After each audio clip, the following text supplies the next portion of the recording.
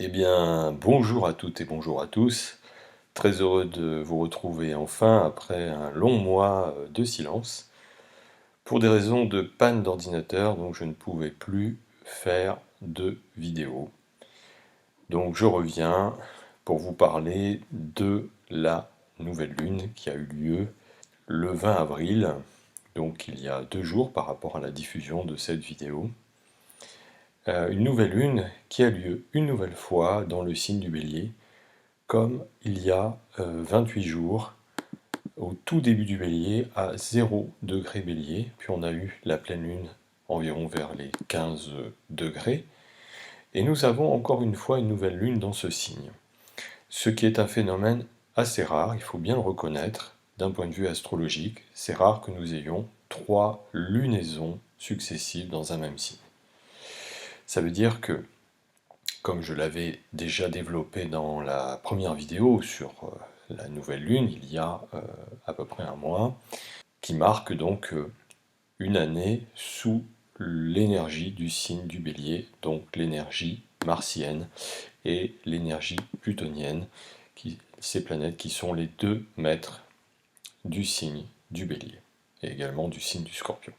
Mais là, c'est le signe du Bélier qui est actuellement mis sous le feu des projecteurs. Alors le Bélier, c'est un signe de feu, c'est le premier signe de feu, c'est le signe qui marque le commencement de la véritable année astrologique, du fait que c'est le signe du printemps. Donc c'est le signe de démarrage, d'impulsion, d'émergence, d'ensemencement de tout phénomène, qui amène l'énergie de vie à s'exprimer, à se manifester au monde. Alors nous voyons bien les effets de cette énergie Bélier actuellement, surtout pour la France et les événements qui émaillent l'actualité en France actuellement. D'autant plus que la France, en tout cas la Ve République, a un thème astral balance. La France de la Ve République est du signe de la balance, avec une lune en bélier, ici, sur le 15e degré. Donc ça veut dire qu'au moment de la pleine lune qui a eu lieu dans le cours de ce mois passé, eh bien nous avons eu une activation très forte, je dirais, du thème astral de la Ve République française. Ça veut dire que tout ce qui se passe en ce moment, je dirais que c'est seulement le point de démarrage de mouvements de contestation, de mouvements de révolte, de mouvements de fronde, vous voyez, qui sont en train de se mettre en place. Alors, particularité de cette nouvelle lune du 20, c'est qu'elle est sous le phénomène d'une éclipse. Donc ça veut dire que il y a à la fois la face visible de ce que nous voyons, des mouvements de contestation contre la réforme des retraites, mais je dirais que la réforme des retraites n'est qu'un faire-valoir pour protester contre des choses beaucoup plus profondes que ce qu'elles n'y paraissent. Et bon, pour celles et ceux qui me suivent depuis un certain temps sur ce blog, je développe depuis déjà très longtemps la notion, l'idée que nous entrons dans une phase de révolution totale de nos paradigmes institutionnels, tout ce qui concerne la régulation de nos manières de vivre, de nos états de droit, parce que eh bien c'est arrivé à terme, je dirais. Alors, bien sûr que tout n'est pas vraisemblablement à bouleverser, à rejeter, c'est évident. Dans un parcours de construction, il y a des choses qui sont réussies et d'autres moins bien. Cette Ve République, pour la France, montre ses limites en termes de régulation des pouvoirs, représentation des pouvoirs, des autorités. Non que ces autorités ne soient pas, en tout cas n'utilisent pas des systèmes légaux, bien au contraire. Ces autorités utilisent le système régalien, et donc tout ce qui est fait est tout à fait légal.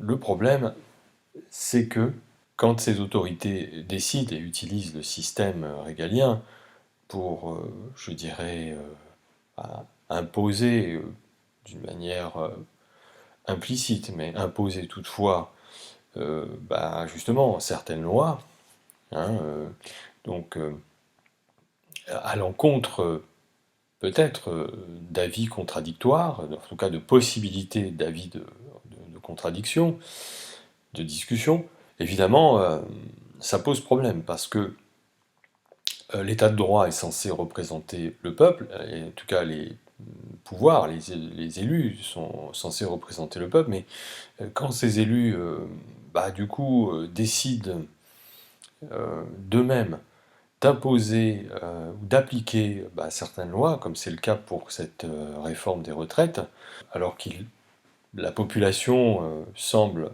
en désaccord avec ces lois, évidemment, il y a une cassure là, hein.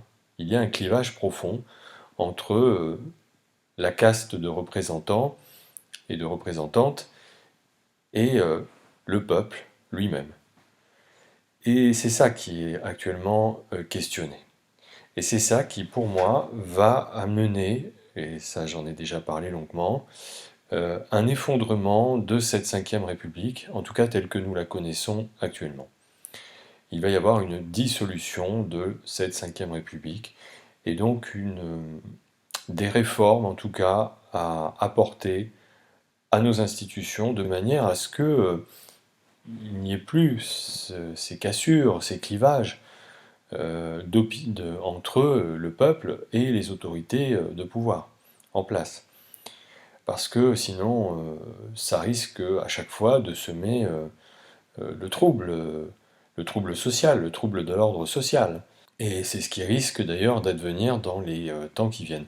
Alors, le bélier, c'est le signe de tous les commencements, hein, je l'ai déjà dit, c'est le signe de l'ensemencement, donc c'est pas à ce moment-là que on peut voir le résultat de ce qui est ensemencé, mais il n'empêche que c'est quand même l'ensemencement d'une graine de fronde, et je pense de profondes réformes, de profonds bouleversements sociaux, sociétaux, pour les temps qui viennent. Pour moi, peut-être qu'on en verra un petit peu plus les effets en 2024, mais 2023 va quand même être déjà une année assez remuante. Pour l'instant, je dirais que, voilà, il y a des protestations, il y a des contestations, on voit que, parce que ça c'est le signe du bélier, c'est un signe physique le bélier, hein, c'est un signe bélier, belliqueux, hein, c'est le signe par exemple, des forces militaires, c'est le signe des forces de l'ordre. On voit bien à travers l'actualité les affrontements qu'il peut y avoir, et particulièrement d'ailleurs violents, entre les manifestants et les forces de l'ordre. En tout cas, certains manifestants et certaines personnes des forces de l'ordre, bien sûr. Il ne faut pas faire d'amalgame, tout le monde ne se comporte pas de la même façon et ne se reconnaît pas dans certains comportements. Il n'empêche que, voilà, c'est tendu, hein.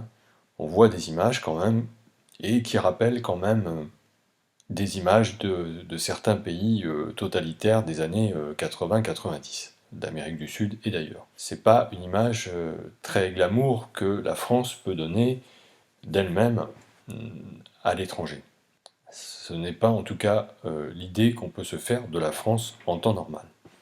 Bref, donc vous voyez, tout ça amène quand même des révélations, des manifestations vraiment très tangibles, très objectifs, très manifestes, d'un délitement, de certains délitements, de nos institutions et de la façon, en tout cas, dont ces institutions, ces valeurs instituées sont appliquées. Toujours dans la légalité, évidemment, hein, j'insiste, mais toutefois, avec quand même beaucoup d'extrêmes, beaucoup d'abus, beaucoup d'exagération. D'autant plus que, si vous voulez, cette lunaison, cette nouvelle lune, est au carré de Pluton qui vient d'entrer dans le Verseau. Alors un carré, on sait que c'est une énergie quand même de changement, de rupture, d'accouchement, de maïeutique de quelque chose, hein.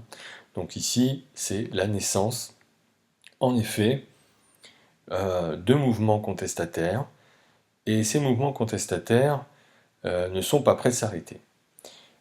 De même que les autorités de pouvoir ne sont pas prêtes à lâcher leurs morceaux.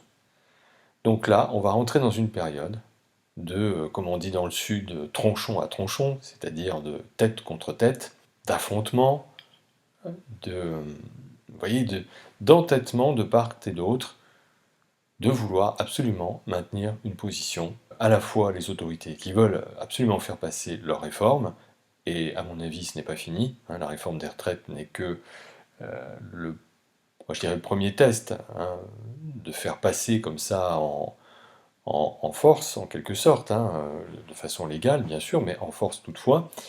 Et de l'autre côté, voilà, des opposants, des oppositions, des contestations, des mouvements populaires, des mouvements sociaux qui ne sont pas du tout d'accord avec la façon dont ces autorités mettent en place ces réformes.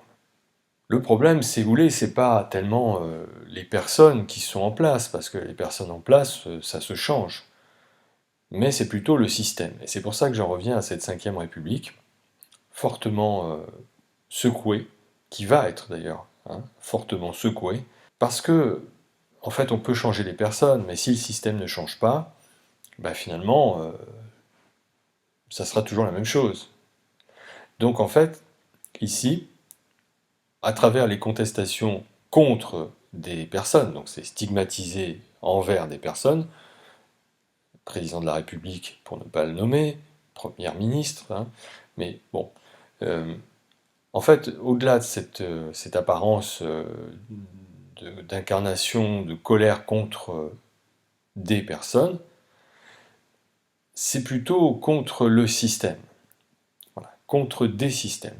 En tout cas, le ciel, là, en présence, l'énergie bélier, quand même une énergie, je vous le rappelle, de fronde. Uranus conjoint Mercure au moment de cette nouvelle lune montre quand même des esprits échauffés, mais des esprits quand même assez rationnels, assez cartésiens, donc il y a quand même la possibilité. Vous voyez, en fait, les choses ne sont pas non plus faites dans l'esprit de contester pour contester. Uranus-Mercure, c'est très logique. C'est un esprit très comptable, très mathématique, très rationnel. Donc, tout ce qui opère en ce moment, c'est pas fait, enfin, c'est fait d'une manière bien sûr impulsive, hein, comme l'indique la nature du signe du Bélier, bille en tête, mais derrière tout ça, il y a quand même une vraie réflexion. Et je dirais que de toute façon, ce qui se passe en ce moment, ça se passe déjà depuis quasiment les débuts de la présidence de la République de M. Emmanuel Macron, hein. Il y a eu les Gilets jaunes, bref, il y a eu beaucoup de choses, hein, donc voilà un président qui incarne effectivement une énergie révolutionnaire, d'ailleurs il le porte dans son thème, d'ailleurs cette lunaison à M. Emmanuel Macron au carré de Pluton, c'est-à-dire Pluton qui est actuellement sur son ascendant, je dirais n'augure pas des temps tranquilles, hein, c'est clair. Des temps compliqués, des temps difficiles. Uranus-Mercure également sur sa lune natale, hein, qui est dans le taureau, ici, dans son thème, c'est des difficultés relationnelles, des difficultés, alors peut-être dans sa vie privée aussi, hein, dans sa vie personnelle, sa vie intime avec son épouse, peut-être, on ne sait pas, hein, ça c'est effectivement de l'ordre de la sphère intime, et la lune représente aussi la foule, donc les peuples. C'est vrai que M. Macron, en ce moment, voilà, n'est pas, je dirais, au mieux de sa forme, contrairement aux apparences, à ce qu'il, en tout cas, laisse filtrer de lui-même. Bon, c'est un personnage public, c'est un communicant né, il est bien entouré aussi en conseil. Bon, voilà, il essaie de ne rien laisser paraître, ce qui est normal, donc ce qui peut lui donner un certain style d'arrogance, mais en fait, pour moi, il est quand même sacrément chahuté en ce moment, et sacrément chahuté intérieurement, et peut-être, je vous dis, dans sa vie personnelle également. Ceci étant dit, voilà ce que je peux dire à peu près sur la nouvelle lune. Un climat qui continue de se tendre, et je dirais que malheureusement, avec ce type de configuration, avec ces aspects, c'est pas apaisant, hein. Je dirais aussi que c'est cathartique, c'est-à-dire que ça fait rejaillir des vieux comportements d'époques passées, de révolte, de révolution. Maintenant, à savoir, est-ce que cette révolution ou est-ce que cette révolte qui est en train de germer là, va être réalisée, va se réaliser à bon escient, c'est-à-dire dans un but vraiment de changer complètement les choses, et que cela profite bien sûr à la société tout entière, et non pas qu'à une certaine caste de la société. Voilà, donc c'est ça aussi qui est interrogé. Alors, révolution, ça signifie changement, hein, tout simplement, et crise également, ça signifie changement, et donc ce carré est un moment de crise, donc ça veut dire qu'il va falloir à un moment donné quand même acter profondément des changements.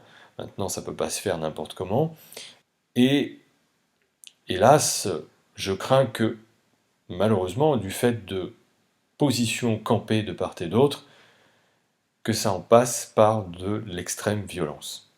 Moi, je crains, si vous voulez, au vu de cette carte, qu'à un moment donné, ça disjoncte, et que, voilà, enfin, je veux dire, on n'est pas à l'abri, là, d'assister à des choses violentes. Peut-être des mouvements révolutionnaires qui ont existé dans les années, vous voyez, 70-80, de type action directe, vous voyez, ce type de mouvement extrémiste, révolutionnaire et quand même assez terroriste, qui utilisaient en tout cas la violence pour se faire entendre, hein, pour faire entendre leurs revendications.